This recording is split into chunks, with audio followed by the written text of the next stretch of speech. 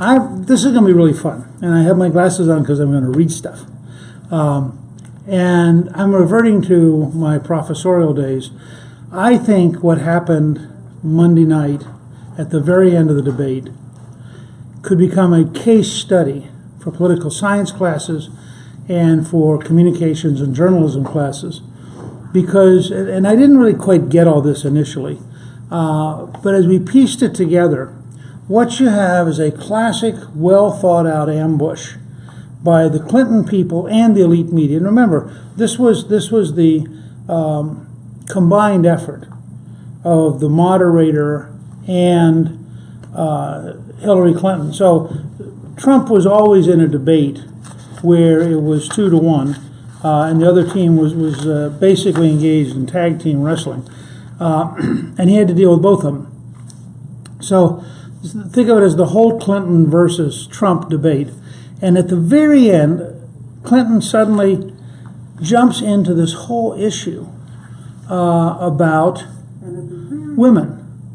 And it was one of those where, how did she get to there? So she gets into various things that she claims Trump has said. And then she says, quote, and one of the worst things he said was about a woman in a beauty contest. Okay? Now, she then goes on to say, Donald, she has a name. Her name is Alicia Mercado. And here is, at the time I thought, okay, nice punch, clever. But to their credit today, and I'm very surprised by this, the Washington Post actually got into the whole question of how did this happen? How did this come up? So I asked our folks here at Gingrich Productions to go and do a little bit of research. And they found a couple of things. Here's what the Washington Post said, and I thought this was fascinating. Trump stumbles into Clinton's trap. I'm quoting now. The big idea, it might be Hillary Clinton's most cunning move since the start of the general election. The Democratic nominee set a trap for Donald Trump in the final minutes of the first debate, and he walked right into it. The GOP nominee's decision to take the bait and rehash his past attacks of a former Miss Universe for gaining too much weight is now dominating the discussion, or the conversation. And the controversy is helping the Clinton campaign galvanize Latinos and prevent undecided women from moving towards Trump. Quote, even as Trump proclaimed victory in New York, he allowed during a Fox News interview yesterday that he let himself get a little too irritated, quote, at the end maybe, when Clinton brought up Alicia Mercado. Mercado alleges that Trump called her names, such as Miss Piggy and Miss Housekeeping, when she gained weight after winning the Miss Universe crown in 1996. The Post goes on to say, quote, Trump could have brushed off the question and moved on the next morning, but instead he engaged. Quote, she was the worst we ever had. The worst, the absolute worst. She was impossible, Trump said of Mercado on Fox. She was the winner, and she gained a massive amount of weight, and it was a real problem. We had a real problem, close quote. Now, this is a businessman, not a presidential candidate, talking about a 20-year-old case, which he should have dropped. I'm not defending at all Trump's decision to stay on this, which I think is not very smart. But I am saying this is a 20-year-old story, made suddenly new and fresh by a single sentence from Hillary Clinton. Because the news media, of course, immediately picked up on it. And again, let me go to one of the lines in the Washington Post coverage where he said, quote, is now dominating the conversation. But why is it dominating the conversation? Well, because the news media, the elite media, decided it would dominate the conversation. Trump had not made a major mistake in the debate. He had not given them a major opening, so they would now decide what the story is. And they decided the story was a 20-year-old argument over whether or not a woman had gained too much weight while she was being Miss Universe. Now, at a time when you could be debating the opioid epidemic, you could be talking about saving Medicare, you could be worried about the size of the economy, you could be thinking about ISIS, the elite media decided none of those things counted. What counted was a 20-year-old story that Hillary Clinton had signaled them they should pay attention to. So far, standard. But here's why I thought I would dedicate today's Facebook Live to this topic. The Post goes on to report, Operatives in Brooklyn, this is quoting, operatives in Brooklyn had been working with Mikado since the summer. They had a video featuring her story ready to go. Cosmopolitan had a photo spread of her draped in an American flag to go with the profile in the can. Let me stop here for a second. I just want you to get this image. Cosmopolitan, totally in the tank for Hillary Clinton, doesn't just want to do a photo spread, but let's drive home the message. So she'll wear an American flag, because after all, Donald Trump must be doing something unpatriotic. I mean, you can't make this stuff up. This is the most biased campaign in modern times, with the entire elite media in the tank doing everything they can to help Hillary. So, the Post goes on to say, quote, Mikado had also conducted an interview with The Guardian that was, quote, apparently embargoed for post-debate release. Think about this. The campaign sold The Guardian on doing the interview with the agreement they wouldn't use it till after the debate because they'd promised The Guardian that something in the debate would legitimize the interview, according to Vox. And the Clinton super PAC, Priorities USA, turned a digital ad to highlight the insults by early afternoon. So all of this is set up. The Clinton press shop then set up a conference call for Mikado to respond to Trump. Now, Mikado, of course, is deeply offended, talks about how bad Trump was, etc. This one is, he goes on to say, and I want you to think about this, quote, this is all in the Washington Post, and I'm frankly amazed. This is the Post almost never is this open about the degree to which the left is biased. Quote, campaign calls like these are usually gimmicky ploys for free media attention that get little attention. But this one featured prominently in every news organization's second-day coverage about the debate. Now think about that. It goes on to say Megyn Kelly, who Trump leveled gendered attacks against late last year after she moderated a debate, then interviewed Mikado in prime time on Fox News last night. So here you are. It goes on to say, quote, Morning Joe extensively covered the spat today. Joe Scarborough said this was all people were talking about at his daughter's parents' night. Well, of course. If it's the only thing the news media talks about, you're going to have an initial wave. It's the only thing people talk about. So here's the setup.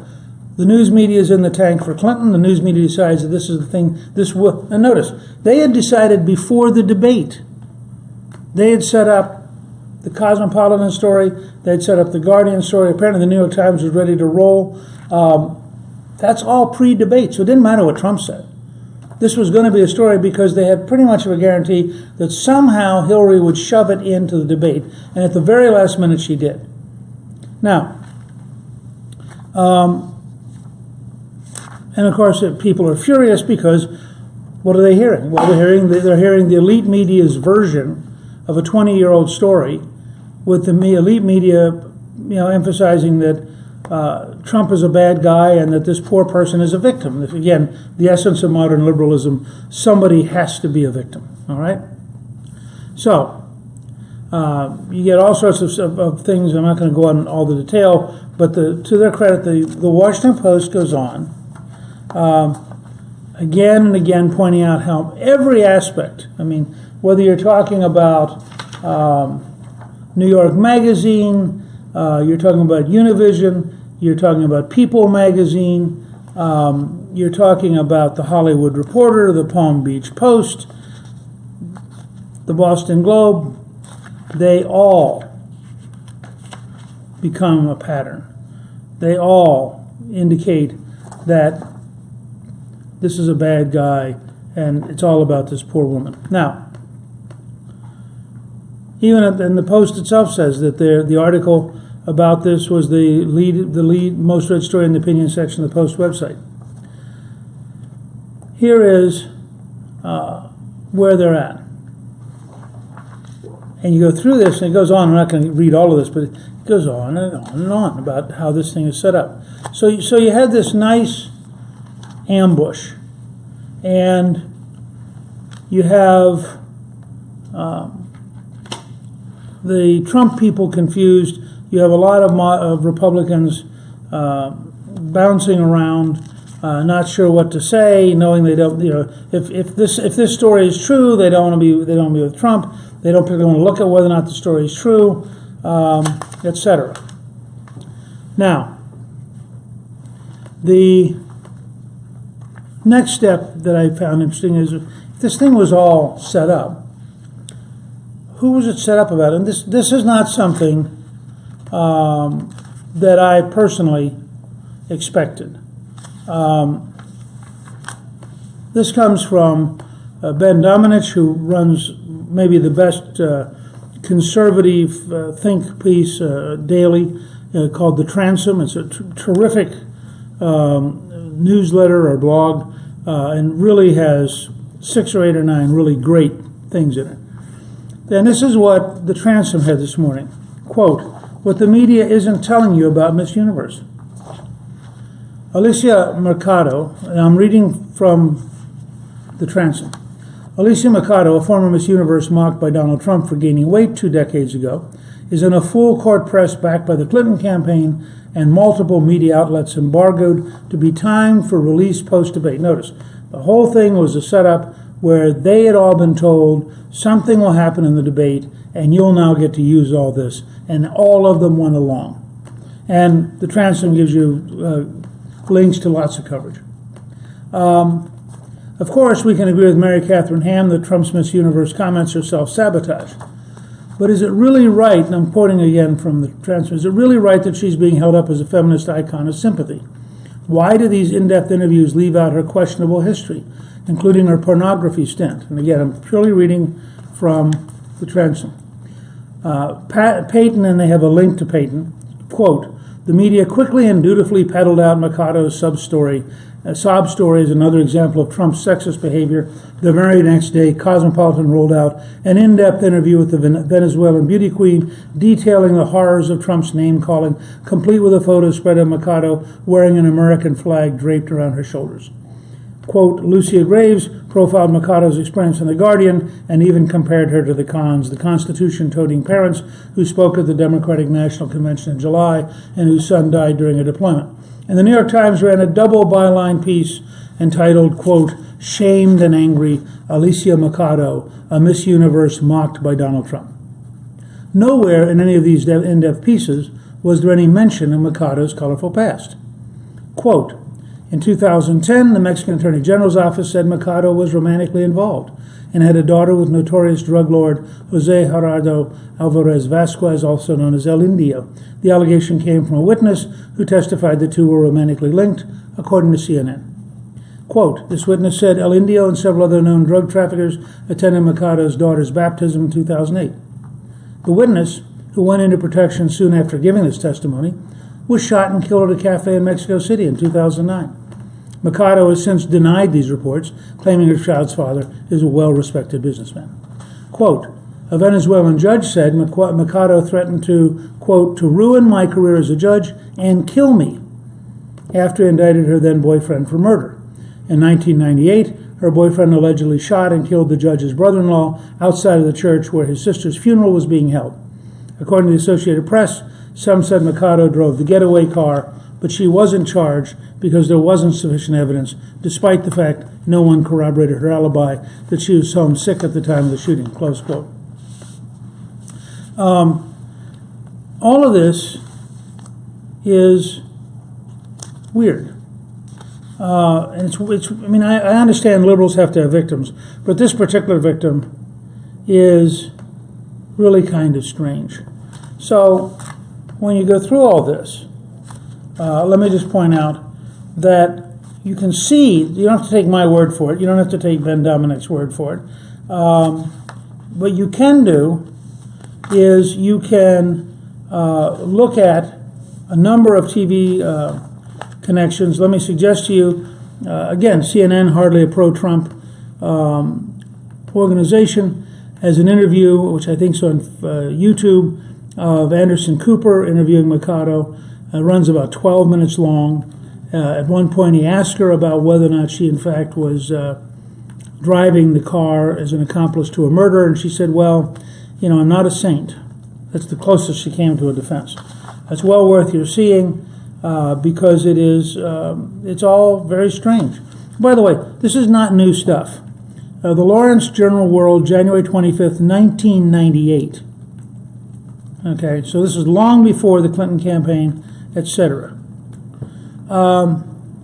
Caracas, Venezuela. I'm reading, quote, Caracas, Venezuela. A lawyer for the former Miss Universe who attracted international attention by reportedly gaining more than 30 pounds after being crowned has denied that she was involved in a homicide attempt. Alicia Mercado, accused in court documents Thursday of driving her boyfriend from the scene of a shooting, could not have been there because she was filming a soap opera at the time, her lawyer said. She wasn't even present at the site of the incident. Attorney Ricardo Cosling was quoted as saying in Saturday's El Nacional newspaper. It's a huge stupidity to link someone to an alleged crime that has nothing to do with it, he said. Mercado has been subpoenaed to testify in court Monday, El Nacional reported. Francisco Svert Musco suffered brain damage when 2 bullets punctured his skull outside a church where his dead wife was being eulogized in November, said his lawyer. Squirt's family believes the victim was shot by his brother-in-law, Juan Rodriguez Rigetti, because he believes Squirt drove his sister to commit suicide. Squirt's attorney Arenas claims witnesses saw Mercado, 21, driving the getaway car. But Kessling said Arenas was exaggerating, and so forth. This is just beyond strange. So here you have a perfect Hillary Clinton-style victim. She fit all the demographics. She fit the whole sense of being able to build a case around her, but it may turn out, in fact, that she's not quite that good a witness. Now, I went through all this because I want to just remind everybody we're in a campaign where the elite media will definitely do everything it can to stop Donald Trump. We're in a campaign where setting up an entire ambush, creating all the news articles, creating the photography, doing everything to build this case, and doing it in a one-sided way without ever investigating the background of the person who's being described is par for the course. We should really hold this up as a case study for journalism classes and political science classes of a very clever, very ruthless, very dishonest organization surrounding a debate with a multiple-month campaign where they lay everything out, they're totally prepared, and then they spring the trap. Now, Trump should have done better. Trump should have been better prepared. I'm not defending Trump on this one. I am suggesting to you that the larger story is fascinating, is a story of systemic dishonesty, is a sign that they were willing to take a 20-year-old story and try to blow it up without having done due diligence on who the person was that they were describing, which I think discredits a lot of her story and puts the whole thing in a different environment. At the same time, the Trump team had better realize this is the way the Clintons are going to operate. They're always going to have the news media on their side. They're always going to be thinking out 2 or 3 months. They're already thinking through the debate with Pence and Kaine. They're already thinking through the second and third debates between Clinton and Trump. And their goal is to ensure in each case that they can launch an ambush. And if you'll notice in this case, the ambush did not require Trump to say anything. If Trump had said nothing at all, Hillary had said the key words to trigger the news media, to build this person up, so she could now on television, and she could say to a sympathetic reporter, oh yes, I remember 20 years ago how painful it was. Now, if you read what she's been doing in the last 20 years, it's a little hard to imagine that the agony of becoming this universe has been at the forefront of her brain for the last 20 years. And if you look at the interviews that are available, it's pretty astonishing. The gap between the sympathetic victim that Hillary Clinton would like us to worry about and the real human being who's showing up on television. And so you should expect this kind of ruthless, methodical dishonesty from both the elite media, who are giving you very one-sided coverage, and from the Clinton campaign, who are doing everything. You can't blame them. They're doing everything they can to rig the game because they want to win. And the Trump campaign is going to have to figure out how to get ahead of the curve, how to anticipate the ambushes, and how to be prepared with a counter that allows him to dominate the debate. And I simply wanted to share all this with you because I think that it's a very, very interesting story.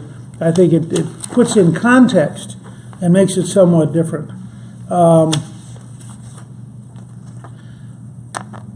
I think I was asked, how can liberals defend Hillary the way she's treated women? Look, Hillary Clinton is the gravy train.